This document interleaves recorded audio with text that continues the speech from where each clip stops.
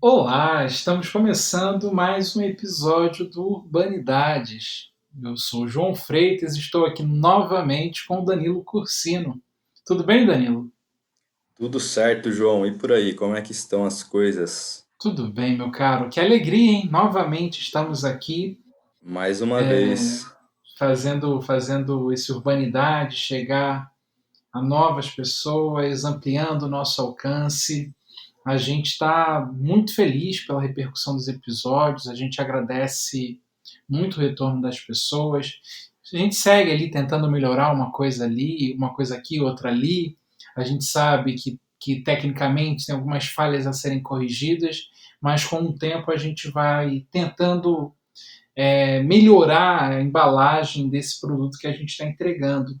E o mérito é todo dos nossos entrevistados. A gente tem conseguido produzir um conteúdo muito rico em função da generosidade dessas pessoas que têm separado um tempo nas suas agendas super concorridas, super atribuladas, para conversar um pouco com a gente e com os nossos ouvintes.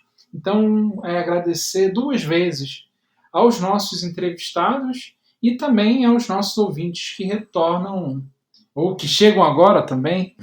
Então, Danilo, a gente está realmente muito feliz com como o Urbanidades, como o podcast está saindo nas redes. Concordo, João. E como a gente ressaltou no último episódio, né, a gente teve a ideia de fazer o podcast, foi aprender a fazer isso e a gente ainda está nesse processo, né, nessa experiência de aprender, também ouvir feedback, ouvir, ter esse retorno das pessoas é muito bom para que a gente sempre possa aprimorar, né, e continuar trazendo um bom conteúdo para os nossos ouvintes. Isso mesmo. É sempre importante frisar que a gente conseguiu ampliar o alcance, a gente está disponível já no Spotify. Para quem é usuário do sistema iOS, iPhone, iPad, a gente está disponível no Apple Podcasts e também nos demais agregadores. E é possível também acompanhar um pouco do trabalho do Urban Data a partir da nossa página no Facebook, não é, Isso Danilo? mesmo. É só buscar, é só pesquisar, né? Urban Data Brasil. Vocês vão encontrar a nossa página. Deixa um gostei lá, assim você sempre vai receber os novos episódios do Urbanidades, porque a gente está sempre divulgando. E além disso, a gente divulga várias notícias, oportunidades, várias coisas. Acompanha a nossa página, é muito bacana. E eu gostaria de falar para os nossos ouvintes, João, um pouquinho sobre o nosso entrevistado de hoje, o Alexandre Magalhães. Ele já foi um colaborador do Urban Data. Como a gente falou lá no primeiro episódio, se você não ouviu, eu recomendo que ouça para conhecer um pouco melhor que é a Urban Data. O Urban Data trabalha com um banco de dados, né? É um banco de dados sobre a produção bibliográfica sobre o urbano brasileiro. Então, o Alexandre foi um dos responsáveis pela produção do nosso Tesaurus, que a gente usa para classificação nas áreas temáticas, mas a conversa não é sobre isso. A conversa é sobre o Dicionário de Favelas Marielle Franco. Né? Se vocês quiserem conhecer um pouco melhor o projeto, é só acessar o link wikifavelas.com.br, mas a gente vai retomar isso ao longo da entrevista e o Alexandre vai explicar um pouco melhor o que é esse projeto. Perfeito, Danilo. Antes de irmos pro episódio, só lembrando que o nosso e-mail é o brasilurbandata@gmail.com. brasilurbandata@gmail.com. Vamos ao episódio?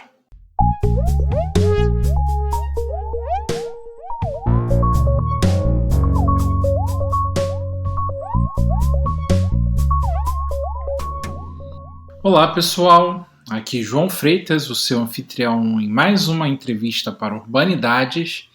Estou aqui com o Danilo, E aí, pessoal, tudo bem? com a Luma, Oi, gente. com o Marcelo Olá a todos! e com o nosso convidado especial, Alexandre Magalhães. Tudo bem, Alexandre?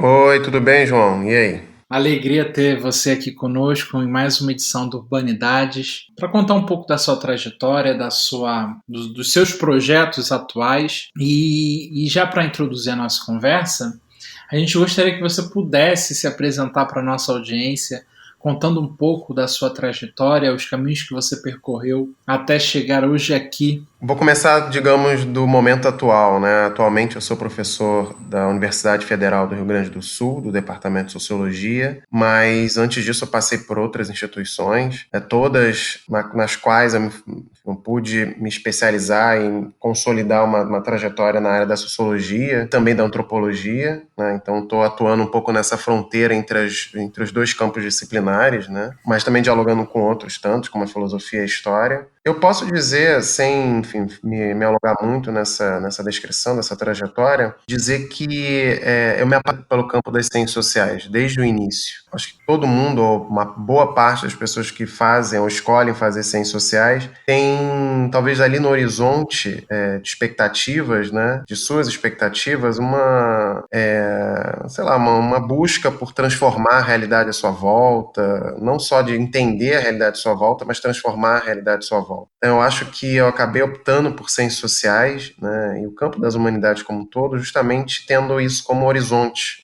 E de alguma forma eu acho que é um pouco por aí que eu organizo a minha vida, que eu tento localizar a minha vida, né? Ou seja, nessa busca por entender, uma busca incessante por entender o que acontece e também por transformar o que acontece, né, de alguma forma, né? E eu acho que de alguma forma as pesquisas que eu venho realizando desde a graduação, né, acho que de alguma forma elas respondem a esse horizonte de expectativas, né? Principalmente no que se refere à luta e à existência das favelas na cidade, no Rio de Janeiro em particular, enfim, onde eu nasci, né? Onde eu cursei boa parte boa parte não, toda a minha carreira acadêmica foi estabelecida no Rio de Janeiro e atualmente aqui no Rio Grande do Sul, né? Então, acho que eu posso dizer que a escolha pelas ciências sociais tem a ver com esse horizonte e, de alguma forma, eu tento realizar esse horizonte até hoje, inclusive aqui no Rio Grande do Sul, né? Mesmo estando há pouquíssimo tempo aqui. Bacana, Alexandre.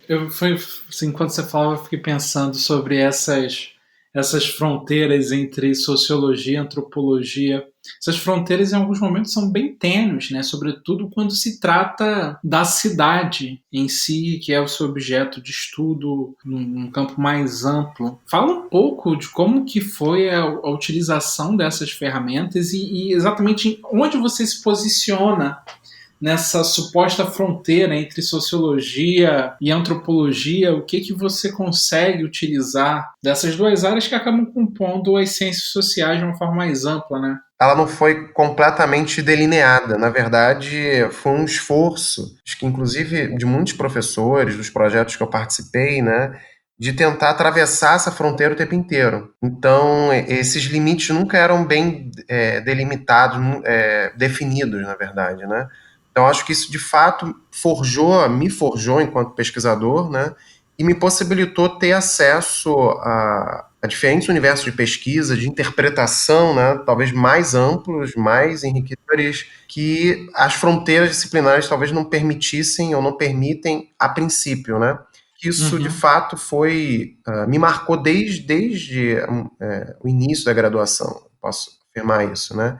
E me marca até hoje. Eu acho que tentar transgredir essas fronteiras permite, de novo, né, que a gente possa produzir um conhecimento, né, muito mais complexo nesse sentido, muito mais amplo, e que de alguma forma permite que a gente compreenda e de uma maneira talvez muito mais enriquecedora processos que são também complexos, né, que talvez o enrijecimento disciplinar não permite compreender. Então, acho que navegar nessa fronteira, né, atravessá-la todos os dias, me permite um olhar talvez muito mais amplo e complexo de processos também complexos, sócio-históricos e principalmente na cidade, né? Bacana. O nosso convite, a sua participação hoje é para tratarmos de um projeto específico do qual você fez parte, que é o Dicionário de Favelas Marielle Franco, lançado pela Fiocruz no primeiro semestre desse ano. Fala um pouco para a gente sobre esse projeto em si. Não, então, o projeto Dicionário de Favelas Marielle Franco, né, ele nasceu, as primeiras discussões dele ocorreram em 2016, né, entre alguns pesquisadores e representantes de algumas organizações e coletivos de favelas, né.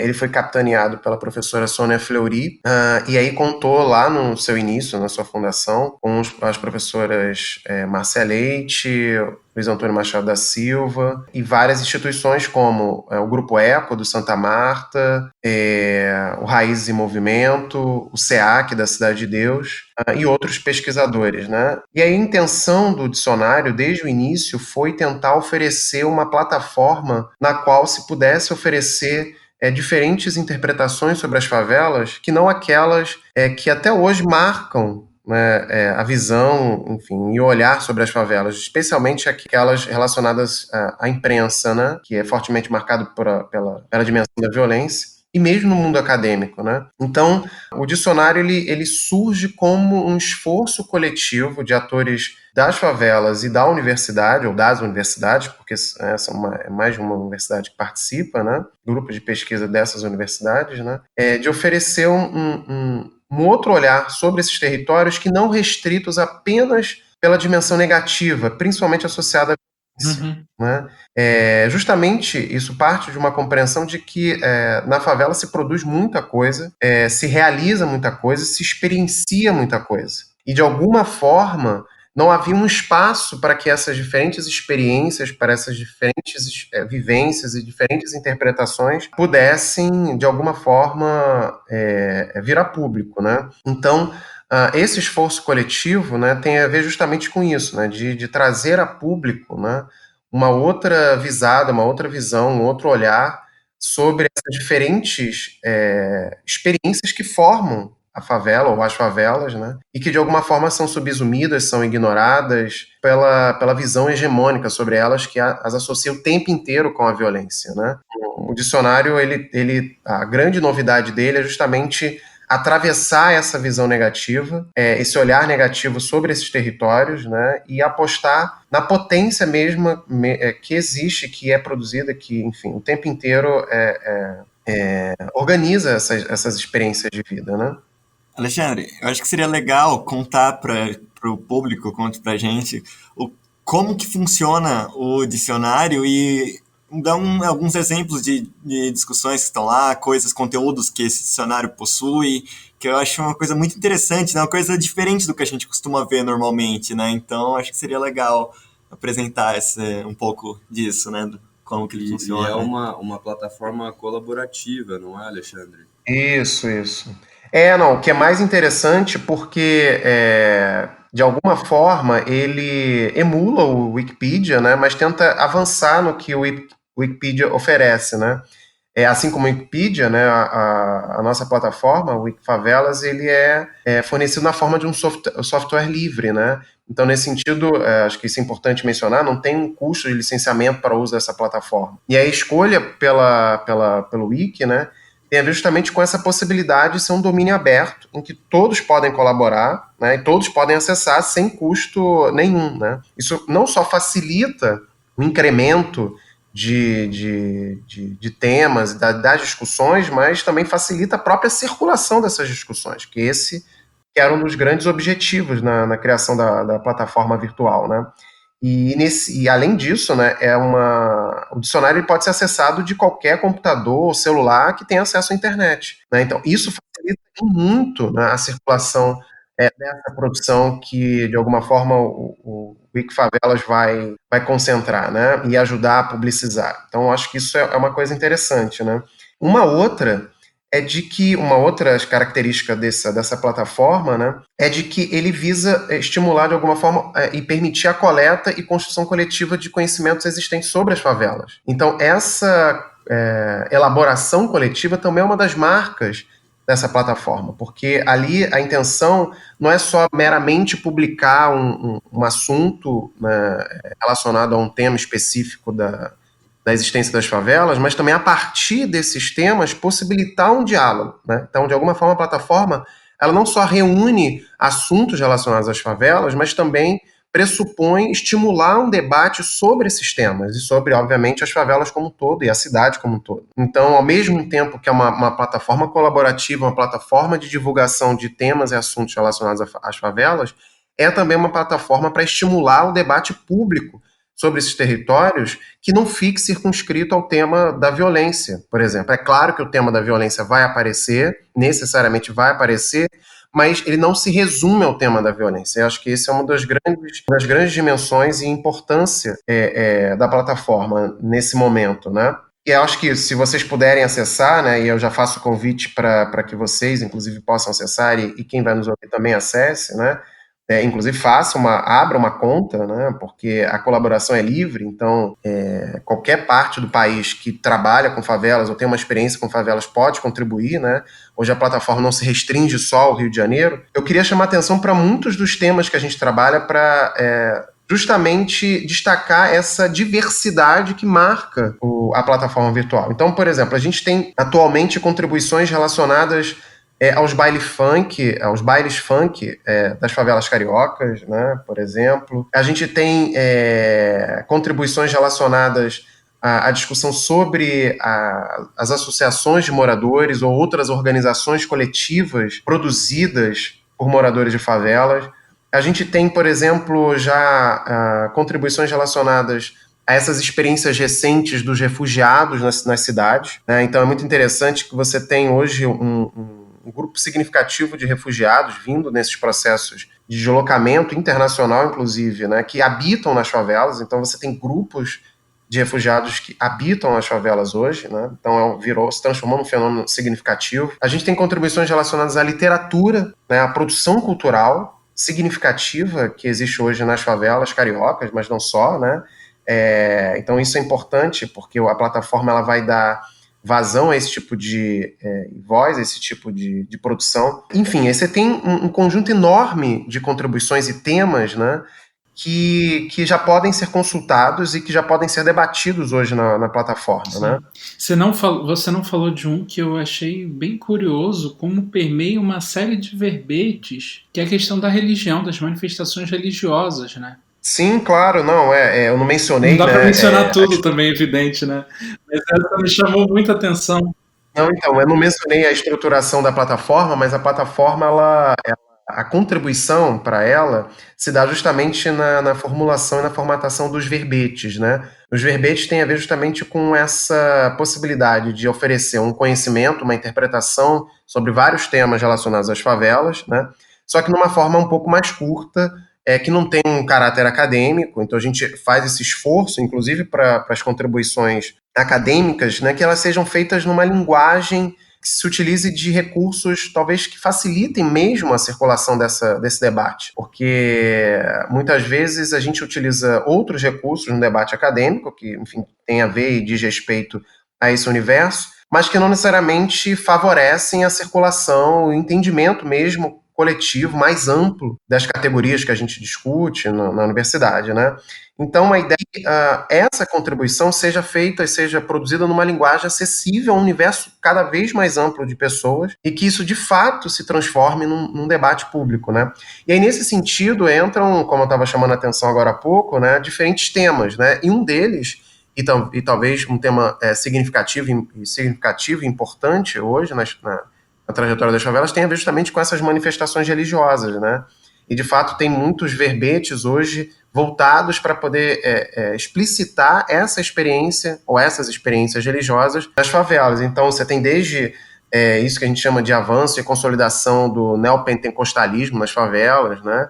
A relação do neopentecostalismo com o tráfico de drogas, e, por outro lado, também as manifestações religiosas de matriz afro-brasileira e todo o debate que tem hoje em relação à sua redução, enfim, em função de certas características que têm acontecido hoje nesses territórios, né? As dificuldades e desafios, né? Então, acho que isso é bem interessante porque, de novo, eu vou reforçar essa dimensão, né, da diversidade, né? Ou seja, não está restrito a um campo temático específico, mas está aberto e se expande cada vez mais a partir não só dos interesses acadêmicos, ou dos acadêmicos e dos pesquisadores envolvidos, mas também dos militantes e moradores desses territórios, né? Então, essa atividade mostra e expressa, né, um mosaico, né, da experiência mesmo de vida nesses territórios, né?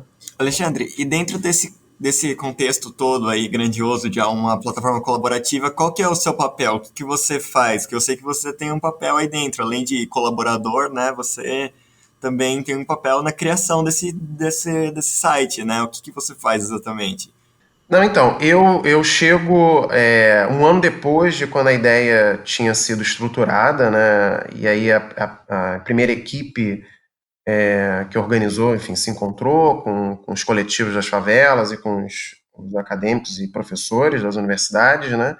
A convite da professora Paloma Menezes, inclusive. E boa parte do meu trabalho, né, foi tentando articular justamente a construção e elaboração do dicionário com os coletivos de favelas, né? Então, uma das minhas principais atividades foi justamente criar uma rede de diálogos com esses coletivos, né? Indo às localidades nas quais esses coletivos estão instalados, né?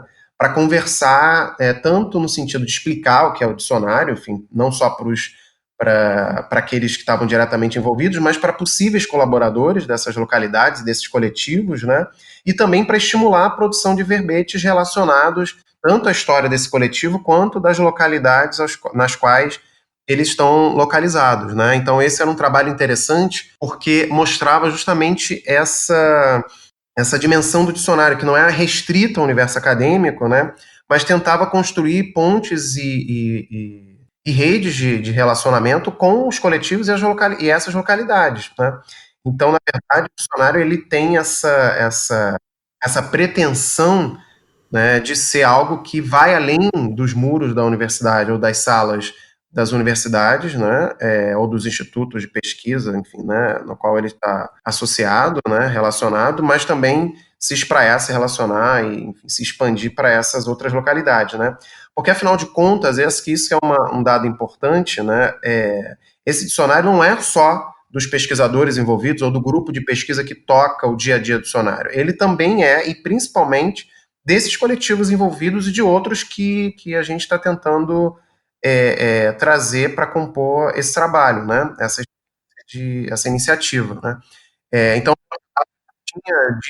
enfim, né, tinha a ver justamente com essa interlocução, a construção dessa rede. E aí, obviamente, como eu não estou mais no Rio de Janeiro hoje, né, eu não participo mais diretamente desse trabalho em loco, né?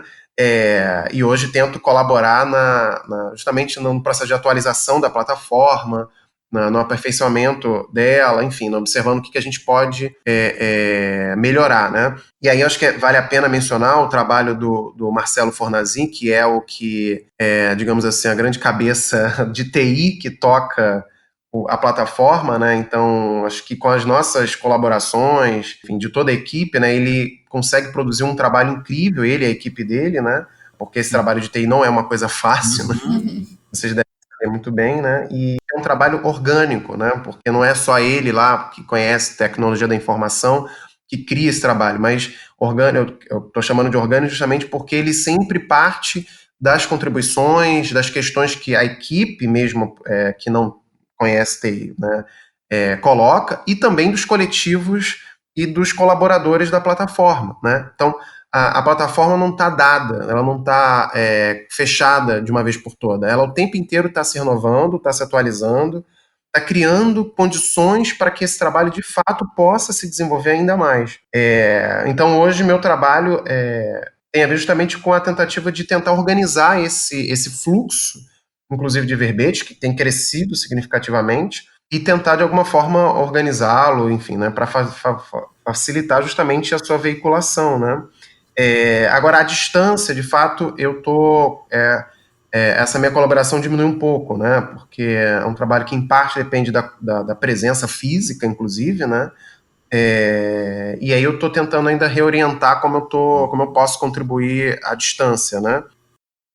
Me parece que esse é o caminho e o melhor caminho de levar as coisas que a gente faz na universidade, né? Essa conexão, esse contato com o externo, entre aspas, né? Porque, na verdade, eu acho que hoje a gente percebe que essa divisão deve não existir, né? Eu acho que por muito tempo a gente manteve a ideia de que a sociedade e a universidade estavam distantes, né? Mas, na verdade, acho que o caminho é unir essas contribuições, como vocês têm feito no Wikifavelas, e como também, por exemplo, o próprio Urbanidades tenta unir e facilitar o acesso a essa produção de conhecimento, né? Também acho que entender que o conhecimento não vem só dessa redoma da universidade, e como foi unir, se foi natural unir essas formas de conhecimento, se estudar a favela e estar presente nesse campo de estudo também produzir junto com as pessoas que também são objeto de estudo das sociais. Alexandre, eu queria só complementar uma coisa que a Luma falou, né, que é sobre essa questão da conexão da universidade com a comunidade em geral, e eu acho que isso casa muito bem com o que você falou no início da entrevista, né, que você, enfim, decidiu fazer sociais porque você tinha uma percepção, você tinha uma vontade de transformar a realidade. Então, acho que isso casa muito bem e, pelo que você falou, teve muita mobilização aí com os coletivos das favelas, e acho que talvez o grande propósito, né, do dicionário é promover a discussão sem essas fronteiras entre universidade e comunidade, e além disso é uma maneira também de preservar a memória e a identidade das favelas, né, e perceber como é que elas são discutidas ao longo do tempo. Não, vocês têm toda a razão. Quando eu cheguei no projeto, né, o projeto já estava caminhando, desde o início eu tive essa percepção, porque o objetivo daqueles que fundaram o projeto, que criaram o projeto, era justamente esse, né? Tentar romper essa distância entre a universidade e o seu entorno, enfim, né, em outros espaços da cidade, tentando, inclusive, valorizar a produção de conhecimento vindo desses territórios, né? Muitas vezes uma forma de produção de conhecimento subalternizada, ignorada, né, não vista como produção de conhecimento, que é a grande questão, e que está em jogo, né, e que o dicionário, de alguma forma, busca problematizar. Se a gente tem uma questão que pode se depreender da experiência do dicionário, é essa, né? Que hierarquia de saberes é essa, né?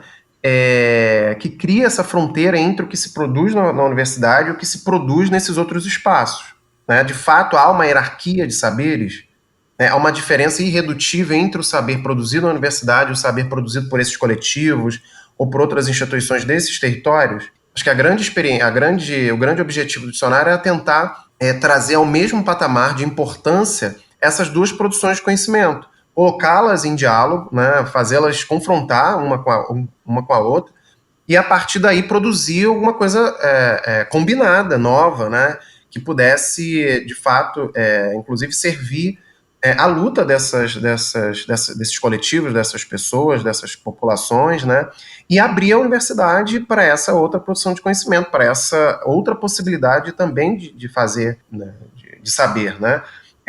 Isso para mim é fundamental. Eu acho que foi uma das coisas, acho que em primeiro lugar, uma das coisas pelas quais eu fui convidado, os motivos pelos quais eu fui convidado, né, e que me atraiu profundamente, né, a poder participar desse projeto, né, essa possibilidade de valorizar o saber produzido nesses territórios, né, de levar a sério esse saber, de colocar num patamar de igualdade com o saber produzido na universidade, né, não de hierarquizar esse saber. E, por outro lado, acho que uma das coisas que eu não mencionei, mas o Danilo acho que mencionou na pergunta dele, né, que é justamente essa dimensão da memória, né, porque a gente tem uma grande dificuldade de registrar e de organizar uma boa parte dessa produção feita nesses territórios por esses coletivos, né. Então, outro desafio do dicionário é tentar criar um espaço, não só na plataforma virtual, né, mas em que essa produção possa, de alguma forma, ser organizada e se transformar em algo veiculável, porque parte desse saber é um saber oral, e, de alguma forma, a própria plataforma virtual pode, enfim, dando uma forma textual, né, consolidar e eternizar isso, né. A gente está tentando ver como que, mais para frente, é possível também valorizar essa dimensão oral através da publicação de áudios e vídeos, né? É uma forma, inclusive, de eternizar esse saber, de veicular esse saber, de publicizar esse saber, que não só na forma textual, né? E aí isso pode facilitar e contemplar outros públicos que talvez a forma textual não ajude tanto, né? Então, assim, para mim isso é fundamental, né? Essa tentativa de valorizar esse saber, essa busca de tentar publicizar esse saber, através de um esforço coletivo, através do envolvimento da universidade, mas também desses coletivos, né? Criando esse espaço de diálogo, né? Você comentou também que um dos objetivos, né, do Wikifavela seria tirar esse estigma da violência da favela, né? Que eu acho que também, em parte, a universidade foi responsável por produzir, né, esse estigma, muitas vezes, né, na produção de conhecimento sobre favelas e sempre relacionar esse tema. E acho maravilhoso que isso esteja sendo feito com os próprios coletivos, os próprios integrantes desse espaço, né, de envolvê-los e priorizá-los nesse processo, né, de desmistificar a favela, não só pelo que a universidade já produziu, mas pelo que a gente vê na mídia e etc, né. Acho que é muito importante tirar esse mito, né, da favela como uma coisa única e como uma coisa perigosa e violenta e trazer as outras facetas desse espaço, né, que como todos os outros não é único, e como vocês estavam comentando, usando a memória e as vivências, né, desse lugar. Não, com certeza. E acho que tem ainda mais um outro elemento que eu não mencionei, que tem a ver com isso que você perguntou, que em alguma medida isso também foi uma demanda desses coletivos, desses grupos de favelas, né, por um espaço como esse, né?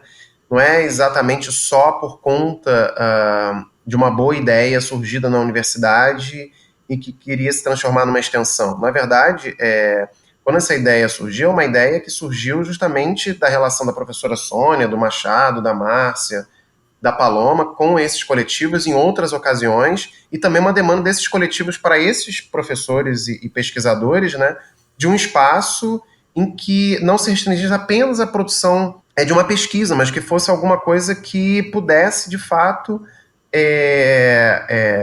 produzir um diálogo com um público mais amplo sobre a história e a experiência de vida dos moradores das favelas, né? E isso tem a ver justamente com o objetivo de tentar cruzar essa fronteira delimitada pela violência, né? Ou seja, olhar para esses territórios não necessariamente precisa sempre ser pelo polo negativo, em geral associado à violência, né? Configurado pela violência, né? Que marca a trajetória desses territórios, claro, né?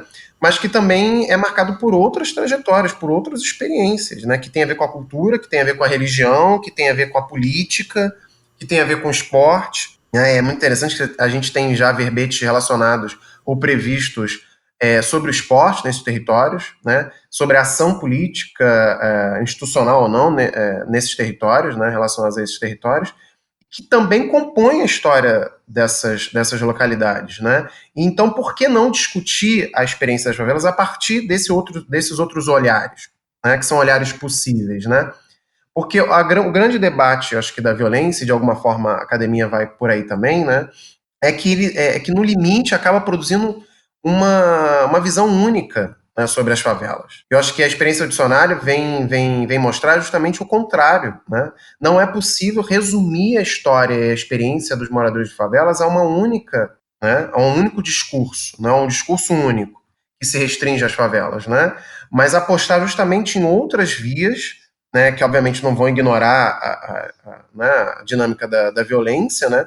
Mas apostar em outras visadas que têm a ver com outras trajetórias, né? Não tem só pessoas preocupadas com a violência, tem também pessoas preocupadas com a violência, mas tem pessoas produzindo cultura, tem pessoas produzindo comunicação comunitária, tem pessoas produzindo o tempo inteiro religião, que é uma marca de muitas dessas trajetórias, tem muita gente produzindo política de inúmeras formas e formatos, né, e maneiras, literatura e por aí vai, né? Então, por que não falar sobre isso? Porque essas coisas têm que ser o tempo inteiro negadas ou silenciadas, porque outras vozes das favelas também não podem vir à tona, enfim, encontrar um espaço de veiculação, né? E eu acho que é um pouco por aí. Então, o dicionário, eu acho que ele tem uma contribuição interessante, né, nesse sentido que ele vai além de ser um projeto de extensão. Ele tem o objetivo ousado, né, de ser um projeto político, em alguma medida. Romper essas fronteiras universidade, favelas, universidade, sociedade, né, mas também de produzir uma mudança, inclusive na imagem das favelas, a imagem pública dominante sobre as favelas. Aproveitando esse ensejo que você trouxe, o projeto preexiste ao atentado sofrido pela Marielle Franco, atentado esse que escancarou uma tensão entre classes, entre essa dicotomia até falsa do que seria asfalto e favela, que se não bastasse o assassinato factual da Marielle Franco, se não bastasse este atentado, houve um atentado contra a sua memória, em seguida ao seu atentado factual, houve um atentado contra a sua memória sobre sua ação política, acadêmica. E a pergunta que eu te faço, além de tratar como muito oportuna homenagem de batizar esse Wikifavelas com o nome da Marielle Franco, a pergunta que te faço é como que você estar num ambiente tão hostil que é a internet, tá lançando um projeto que tem uma visão política muito clara. Como tem sido essa repercussão nesse espaço que é hostil, quase que por essência, que é a internet? Isso é um desafio que está no nosso horizonte também. Então, quando a gente, no processo de produção da plataforma, a gente conversou muito sobre isso, tem conversado, né? Porque a gente está num momento político e social muito, muito, muito complicado, muito difícil, né? No qual o debate público é sempre muito tensionado, né? Muitas vezes descamba para violência física, inclusive, né? E atuar nesse universo das redes sociais, ou afinal a internet como um todo, né, também não é uma coisa fácil, né? Quando do lançamento do dicionário, a repercussão teve uma grande repercussão na imprensa, tanto na grande imprensa quanto na imprensa alternativa, né? As reações nem sempre eram reações positivas, né? Não só por conta da experiência em si do dicionário, né? Mas também por conta do nome que o dicionário passou a ter, né? Porque a Marielle Franco, ela ganhou, enfim, né, o nome da Marielle Franco ganhou o mundo, né, se transformou num signo de lutas as mais variadas, especialmente dos moradores de favelas, né, e também se transformou num signo que atrai ódio, né, como a gente recorrentemente visualiza nas redes sociais e naqueles chats das matérias jornalísticas, né, dos sites jornalísticos, dos grandes jornais, né. A gente tem uma preocupação de evitar que o dicionário seja tomado por esses discursos de ódio, né. Então, na nossa política editorial, né, a gente deixa muito claro que discursos de ódio não são bem-vindos, né. Se qualquer pessoa quiser colaborar para algum tema específico, debater em torno de algum tema específico que já existe, ou que vem existir na plataforma, será muito bem-vindo, né? E que discuta tendo como princípio básico o respeito ao outro, né? Que é um princípio, né? Que é tão básico, né? Que a gente precisa se reafirmar constantemente atualmente, né? Porque parece que a galera esqueceu disso, né? Justamente nessa terra sem lei que é a internet e as redes sociais, né? Então, o dicionário, ele estimula o debate, ele visa estimular o debate, mas um debate respeitoso, né? Um debate que leva em consideração o que o outro tem a dizer, claro, né? Mas desde que esse a dizer não seja articulado por ofensas, injúrias, né, tentativas de humilhação, como a gente viu em algumas repercussões, não todas, né? Quando do lançamento, principalmente na sua veiculação na grande imprensa, né? E a ideia de dar o nome ao dicionário de Marielle Franco era justamente essa, né? De não só homenagear essa figura política e social importante, né, tanto na trajetória das favelas, né, da luta das favelas contra a violência, principalmente a violência estatal, né, mas também de outras tantas lutas que se travam na cidade, né, em suas favelas, né. Acho que é um nome hoje que representa e atravessa e, de alguma forma, articula muitas dessas experiências de luta e resistências que se travam nas favelas e na cidade, né? Então, acho que o nome da Marielle, acho que ela é um nome que articula tanto a produção acadêmica, porque a Marielle era uma acadêmica, era uma pesquisadora, quanto a experiência política, né? E nesse sentido, acho que, como enfim, eu estava chamando a atenção antes para a natureza do dicionário, né? A Marielle ela tinha essa dupla inserção, né? Ela se movimentava nesses dois mundos, né? Com facilidade, tanto no mundo acadêmico quanto no mundo da ação política e da ação política nas favelas, né? Então, acho que sim, é uma dupla homenagem tanto ao ser político dela quanto ao ser acadêmico e pesquisadora dela, de alguma forma, né? Eu achei interessante essa coisa que você falou, que ela juntava esses dois lados, né? Tanto da questão das favelas quanto do lado acadêmico. Eu queria, se fosse possível, você comentar um pouco sobre a importância dela como pesquisadora, né? Que eu acho que, enfim, pelo menos em grupos que reivindicam ela, o lado político, sempre bastante lembrado, a atuação política dela que foi muito importante, mas ela tem esse lado pesquisadora também, que nem sempre é muito comentado, né? Então, se você puder comentar um pouco, não sei, alguma coisa sobre a importância desse lado acadêmico da Marielle também, eu acho que poderia ser interessante. Eu acho que é interessante essa questão porque, como eu estava chamando a atenção, né, o dicionário ele se caracteriza por envolver diferentes atores, né, tanto da universidade, né, pesquisadores, professores, alunos, né, quanto militantes e integrantes de coletivos e associações de favelas, né. E nesse sentido a Marielle ela também atuava nesses dois universos, como eu estava chamando a atenção, né. Obviamente na dimensão política, né, da sua atuação política era mais evidente, porque afinal de contas ela se transformou numa vereadora depois de um tempo, né?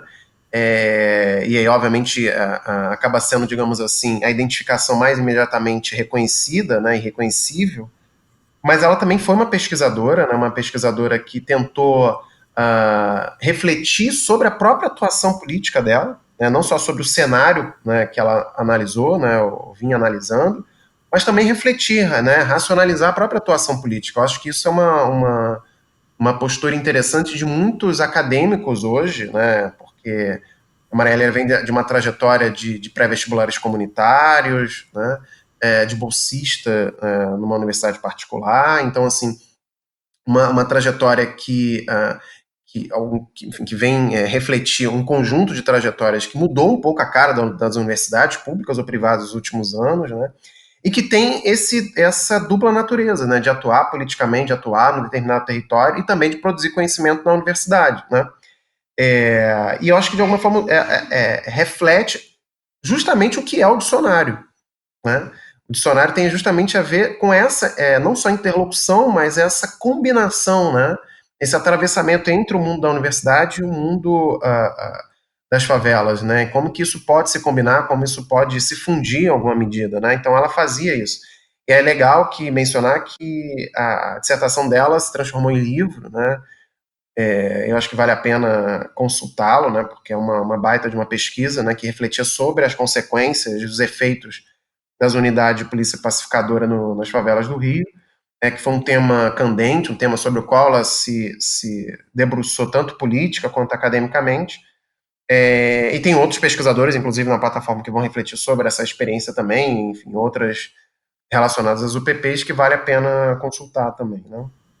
Alexandre, sabemos que sua pesquisa em favelas preexiste ao dicionário. E uma parte importante desse nosso programa é justamente tentar aproximar os acadêmicos de um público que não necessariamente é acadêmico. Então eu gostaria de saber se você tem alguma história de campo para contar, um insight que você teve durante a pesquisa, alguma coisa que você acha que possa ser interessante para compartilhar com os nossos ouvintes. Bom, é uma boa pergunta essa, né? Deixa eu pensar um pouco, né? Que possa, eu acho que Se você quiser contextualizar um pouco a sua pesquisa também, Alexandre, Falar um pouco sobre isso, legal. sim, eu ia falar, pois eu ia falar um pouco sobre isso. Eu não mencionei no início, mas a minha última grande pesquisa teve a ver com os processos de remoção de favelas no Rio de Janeiro, né? Principalmente no contexto da preparação da cidade para os Jogos Olímpicos, né? De 2016, né? Uma dessas experiências de remoção que eu acompanhei, eu acho que ela foi bem interessante porque ali foi possível não só perceber, entender, enfim, compreender academicamente, né, em termos de pesquisa, o que acontecia, os seus efeitos, enfim, né? Mas também pensar formas de atuação nesses cenários, né? E mais do que atuação enquanto acadêmico, né? Uma atuação enquanto cidadão, né? Então, por exemplo, eu penso muito no caso da Vila Autódromo, que foi um caso que eu acompanhei, né? Que foi removida às vésperas dos Jogos Olímpicos, né? De 2016, em que ali pôde se constituir uma experiência que, pelo menos do meu ponto de vista, né, não se resumia só à produção de conhecimento científico, né, mas também uma atuação não, em defesa da localidade, né, mas numa dimensão que a gente pode dizer de envolvimento cidadão mesmo. Né. Então eu vi muitas pessoas que não eram moradoras da Vila Autódromo, mas que passaram a circular e a contribuir com a luta da Vila Autódromo, né, que faziam valer essa ideia de cidadania assim, produzida em ato, né? Produzida, né, digamos assim, no chão mesmo da cidade, né? Realizando a própria ideia de cidadania, de democracia, se a gente puder chamar nesses termos, né?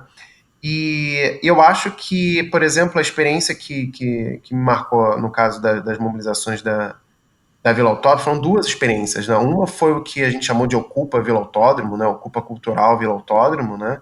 Que eram ocasiões em que a gente produzia um evento cultural, que tinha bandas, que tinha exibição de filmes, de fotografias, de comidas também, enfim, né? De uma série de atividades, né? Que a gente conseguia se reapropriando os escombros produzidos pela prefeitura, né? Produzir uma outra experiência de vida em meio à destruição. Então, reocupar um espaço destruído, né, um espaço atravessado pela destruição, né, era o momento da gente reafirmar a vida não só daquelas pessoas, mas a vida das outras que colaboravam, mas também da cidade como um todo. Isso apontava justamente para essa dimensão de como é possível, sim, produzir outra experiência, né, que não só essa marcada pela violência, mesmo que seja violência estatal, mesmo pela violência estatal, né? E aí uma outra experiência que eu destacaria que foi, na época, capitaneada pela professora Diana Bogado, né? Que era da reformulação do parquinho da comunidade. Né? Aquilo, para mim, foi assim, muito interessante, porque era um espaço coletivo, né, dos moradores, né, que os moradores eram que utilizavam, principalmente as crianças, claro, né, e que foi sendo aos poucos esvaziado por conta da intervenção da prefeitura, né? E as pessoas tinham deixado de utilizar aquele espaço porque foi se transformando num espaço inóspito, né, cheio de poeira, né, provocado pelas obras da prefeitura. Uma parte tinha sido destruída. E a ideia da requalificação teve a ver justamente com o fato de, ao mesmo tempo que você poderia recuperar um espaço para a comunidade, você envolver a comunidade, os moradores da comunidade, as crianças da comunidade e também outros atores, universitários ou não, que queriam colaborar com aquela mobilização, né? E que viam nessa requalificação do parquinho uma possibilidade de realizar a cidadania, né? Não só de reconhecer a cidadania que estava sendo de alguma forma questionada pela ação da prefeitura, daqueles moradores, mas também da própria, né? Ou seja, enquanto cidadão da cidade do Rio de Janeiro, o que eu posso fazer para contribuir em tornar a vida nessa cidade melhor, ao tornar a vida daqueles moradores daquela localidade melhor, através da requalificação de um espaço de lazer, né? Então, acho que essas foram duas experiências que me marcaram não só como pesquisador, mas também como cidadão, que pensa a cidadania como uma coisa que se realiza constantemente, que se realiza praticando, né, ela constantemente, né? Realizando ela dessa forma concreta, né? Seja na requalificação do parquinho, seja na produção de uma mobilização cultural, né, do Ocupa Cultural, enfim, né? Seja em que outros espaços for, no qual o respeito, né, a defesa da dignidade, né, dessas pessoas e de outras pessoas que passam por situações traumáticas como essa, enfim, né, podem poder contribuir com isso, né, de alguma forma, né? É muito legal, muito interessante isso, né? Ver a cidadania sendo produzida no cotidiano, né? E agora, Alexandre, você está com algum projeto? Está começando alguma pesquisa? Agora que você está dando aula no Rio Grande do Sul, você está com algum projeto em mente? Está começando alguma coisa? Está em processo de realizar uma nova pesquisa? Como é que está a coisa nesse momento agora? Não, então, agora eu tô chegando literalmente, né, no Rio Grande do Sul e conhecendo um pouco tanto a universidade quanto a cidade, né? E já estou começando a entender um pouco, né, os conflitos, as lutas que existem aqui, né? E uma que eu tive contato super recente, na verdade, semana passada, foi dos moradores de algumas favelas daqui contra a remoção, né? Porque assim como no Rio, aqui também ocorreram remoções de favelas em função da Copa do Mundo, né, que foi realizada aqui também, né? Porto Alegre foi uma das sedes, e vários processos que ficaram inacabados, porque várias obras, principalmente as obras de mobilidade, ficaram inacabadas, né? Isso tem provocado até hoje uma série de dificuldades e problemas para os moradores dessas localidades, né? E recentemente a prefeitura atual tentou retomar um desses projetos de mobilidade e, consequentemente, isso implica na remoção ou na continuidade da remoção de um conjunto de moradores, né? Então, eu estou tentando, enfim, conhecer ainda essa situação, né? Porque, enfim, diferentemente do Rio, eu não conheço a cidade, então estou conhecendo as regiões da cidade e acabei conhecendo, estou conhecendo essa situação dessa nova tentativa, né? E dessas outras tentativas que ficaram pelo caminho, mas que foram produzindo vários incômodos e dificuldades para os moradores, né? Numa região aqui da cidade, né? Porque é muito interessante que é uma região da cidade próxima do estádio do Internacional, né? Que é uma região que tem crescido, que tem, enfim, sido valorizada, tem tido vários investimentos imobiliários, né? Novas construções e tudo mais. E é uma região onde estão essas comunidades que estão entre essa região que se valoriza e uma parte da cidade que seria uma parte de mobilidade, atravessamento que liga ao aeroporto, enfim, né? Outras áreas da cidade e que, enfim, voltaram à ordem do dia, né, a serem ameaçadas novamente, né? Mas, enfim, ainda estou construindo ainda, não tem nada muito formulado, né? Se depender das forças do Estado atacando a população pobre, você vai ter pesquisa pro resto da sua vida, meu caro. Infelizmente. É, vamos torcer para que não, né? Em algum momento esse tipo de ação de limpeza social, enfim, de eliminação do outro da cidade, seja no mínimo minimizada, né? Porque se a gente quer pensar numa sociedade democrática, justa, igualitária, né, esses processos eles não podem ter vez, né? A gente precisa pensar uma outra forma de construir a cidade, que não seja a partir dessas medidas segregadoras ou que produzem segregação e violências constantemente, né? Não é possível que a gente continue ainda permitindo que a experiência de cidade de muitas populações que habitam nela seja através da violência. Então, isso precisa mudar, e eu acho que a própria experiência de luta dessas pessoas mostra justamente isso, é um anseio para que essa forma de organização e de regulação da vida urbana não seja através da expulsão, da violência de alguns dos seus habitantes, entendeu? Não poderíamos encaminhar para o fim da melhor forma. É, Danilo, Luma, Marcelo, mais alguma questão? Eu achei interessante só nesses últimos comentários que numa localidade tão distante você tenha encontrado situações parecidas, né, com a que você vivenciou lá no Rio, né? Como, apesar de sermos um país gigantesco, a gente tem similaridades, né, entre as regiões. Sim, com certeza. É uma experiência comum, né? Nessa conjuntura recente do país, né, marcada por isso que, enfim, alguns chamaram de neodesenvolvimentismo, você teve muitas experiências que combinadas produziram, por exemplo, um deslocamento populacional sem igual na história brasileira, né? Então, assim, da ordem dos milhões, né? Então, não só, obviamente, nas cidades, mas também em função de outras obras de infraestrutura, né? provocaram um deslocamento populacional significativo, sempre marcado por histórias de violência, né? E que, na verdade, impulsionaram e intensificaram processos de segregação, né, e de desigualdade, né? Então, isso é uma marca das cidades brasileiras, historicamente. Claro que varia em termos de, né, conteúdo aqui e ali, mas você tem pelo menos em termos de forma, algo parecido, né, ocorrido em várias partes, né? Especialmente nesse último contexto dos mega eventos esportivos. Então, eu acho que, de fato, há uma similaridade da experiência dos moradores de favelas, dos pobres urbanos, de uma maneira geral, num país como um todo. Em São Paulo isso ocorreu e vem ocorrendo também, né? Enfim, outras capitais e cidades do país afora, né? Aliás, não é nenhuma característica só do país, né? Se a gente quiser extrapolar, né? Você tem experiência de deslocamento, né? De remoção, enfim, né, de violência estatal que marca a experiência de periferias e favelas no mundo inteiro, né? E principalmente no contexto desses mega eventos, né? Tem muita similaridade, né? Conheci casos na África do Sul muito semelhantes, e mesmo em Barcelona, que é considerado um caso de sucesso, também ocorreram remoções. Em Londres, né? Que a gente quase não ouve falar, né? Parece que foi tudo perfeito, também ocorreram remoções, né, de áreas. A gente nem ouve falar que existe favela em Londres, né? Pois é.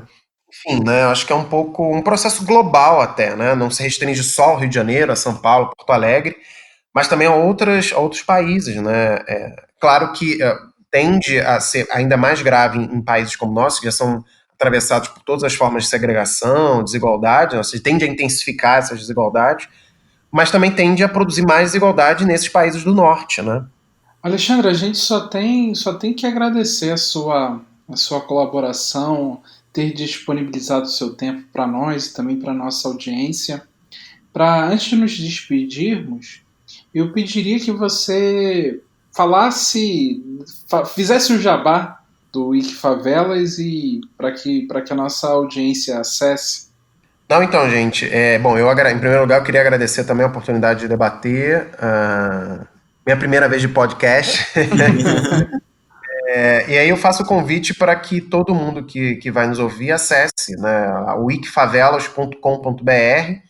E quem quiser contribuir também é super fácil, tem indicação de como colaborar quando você entra no site. É interessante que quem quiser colaborar crie a sua própria conta, né, e a partir da sua conta possa acessar não só o wiki e incluir o seu possível verbete, né? Acho que vai ser importante, né? E, obviamente, compartilhe nas suas próprias redes sociais, nos seus sites, enfim, nos seus grupos de pesquisa, e que ajude a difundir essa experiência, que é bem legal, e eu acho que, como eu disse no início, não está restrito ao Rio de Janeiro, né? Então, a galera de São Paulo, enfim, Rio Grande do Sul, que me ouvir, ou que ouvir esse podcast, pode fazer isso. Acho que vai ser bem legal. Muito bacana. Danilo, Luma, Marcelo, obrigado pela parceria de sempre. Seguimos aí na luta. A gente que agradece. Obrigado, Alexandre. Obrigado a todos. Agradeço. A gente agradece muito a colaboração e que a gente possa continuar, né? Valeu, gente.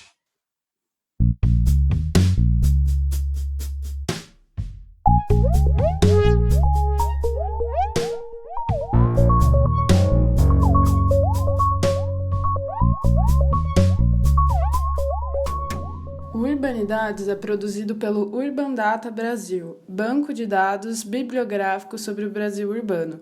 O Urban Data está vinculado ao Centro de Estudos da Metrópole e está sediado no Departamento de Sociologia da Universidade de São Paulo. O Urbanidades é feito por bolsistas e associados sob coordenação da professora Bianca Freire Medeiros. Visite nossa página no Facebook.